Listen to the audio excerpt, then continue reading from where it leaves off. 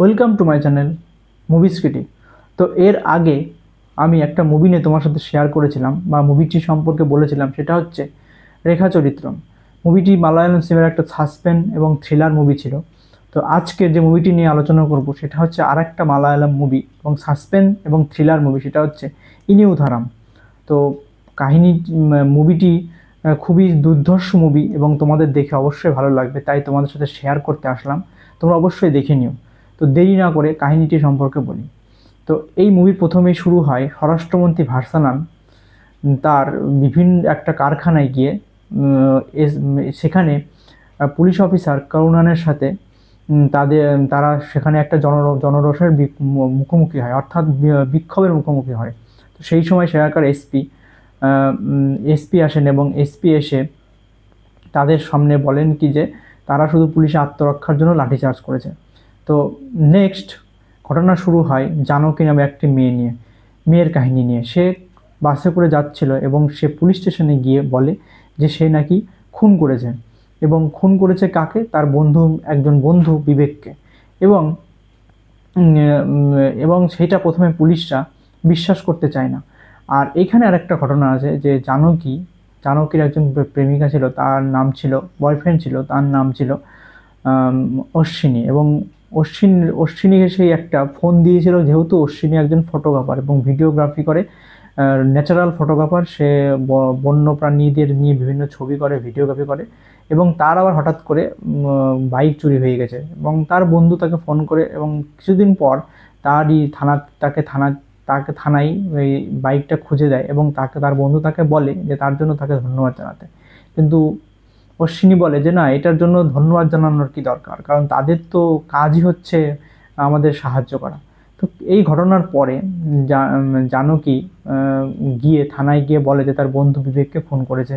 তো হঠাৎ করে তার পুলিশ অবাক হয়ে যায় যে এইরকম একটা পরিস্থিতির মুখোমুখি হবে, তারা বুঝে উঠতে পারেনি। তখন সেই কথা মতো আর কি করে, তাদের যে পুলিশ অফিসার করুণানকে ডেকে আনে এবং ডেকে আনার পর তখন সবাই মিলে গিয়ে সেই জঙ্গলে যেখানে মেরে সে পুঁতে রেখেছে সেইখানে নিয়ে যায়। সেখানে গিয়ে খোঁড়াখুঁড়ি চলে এবং খোঁড়াখুঁড়ির পরে দেখে যে হচ্ছে সেখানে একটা বডি পাওয়া যায়। তবে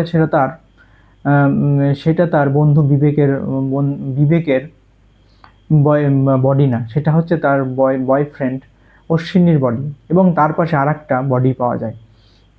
তো এইখান থেকে ঘটনার টুইস্ট শুরু হয়। এবং প্রথমে যে অফিসারটা ছিল, পুলিশ অফিসারটা, সেই পুলিশ অফিসার তাদের ধরে নিয়ে যায় এবং তাদের থানায় নিয়ে গিয়ে জিজ্ঞাসাবাদ করে। এবং এসপি এবং সিআই করুণানকে জিজ্ঞাসাবাদ করে। এবার এখান থেকে করুণান তার 15 বছর আগে ঘটে যাওয়া একটা ঘটনা আলোচনা করতে শুরু করে। কারণ হচ্ছে 15 বছর আগে এই ভার্সানান দলের এবং তাদের মধ্যে রাজনীতির চক্করে পড়ে এবং রাজনীতির দলের একজনকে হত্যা করে। এবং হত্যা করার পর যেহেতু সে একটা কেসে ফেঁসে যায় এবং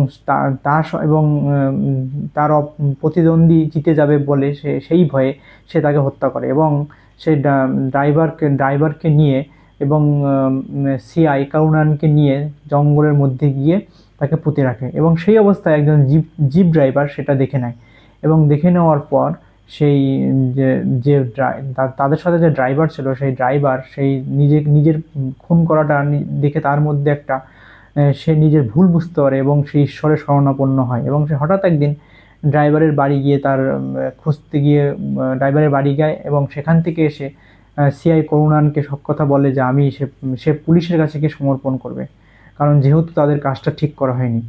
তো যেহেতু মন্ত্রী ভার্সানান ও করুণানের দুজনেরই ফেঁসে যাওয়ার সম্ভাবনা আছে, তাই তারা কি করে, ড্রাইভারকে মেরে ফেলে। এবং মেরে ফেলে যখন পুঁতে ফেলার চেষ্টা করে, তখনই সেই সময় অশ্বিনী রাতের বেলায়, মানে জানকীর বয়ফ্রেন্ড রাত্রেবেলায় সেইখানে ফটোগ্রাফি করছিল এবং সেটা তাদের ভিডিওতে রেকর্ড হয়ে যায়। এবং সাথে সাথে সেই বয়ফ্রেন্ডকেও জানকীর তাকে খুন করে ফেলে এবং ড্রাইভার ও বয়ফ্রেন্ড দুজনকেই সেখানে পুঁতে ফেলে।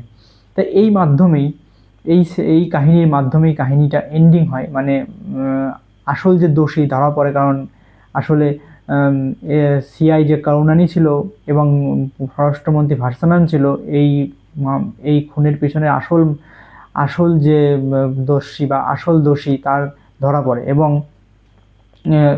পুলিশ অফিসার, বর্তমান পুলিশ অফিসার যে জানকীকে হেল্প করে, এবং তারা মিলে যেহেতু ঘটনাটা উন্মোচন হয় এবং ঘটনাটার আসল দোষী প্রমাণিত হয়, রাত্রেবেলা তারা গিয়ে সিআই কাউনানকে মেরে ফেলে এবং আস্তে আস্তে এই ঘটনা শেষ হয়। অর্থাৎ ঘটনাটার মধ্যে দেখতে গেলে থ্রিলার আছে এবং সাসপেন্স আছে, এবং ঘটনাটায় কিভাবে কিভাবে কেসটা সলভ হয় এবং আস্তে আস্তে ঘটনাটা কিভাবে শেষ হয় এবং কিভাবে দোষীকে ধরা হয়, পুরো সিনেমা না দেখলে বুঝতে পারবো না। তবে এইটুকুই বলবো, খুব দুর্ধর্ষ movie, thriller movie. Malayalam movie মানে খুব দুর্ধর্ষ এবং থ্রিলার মুভি।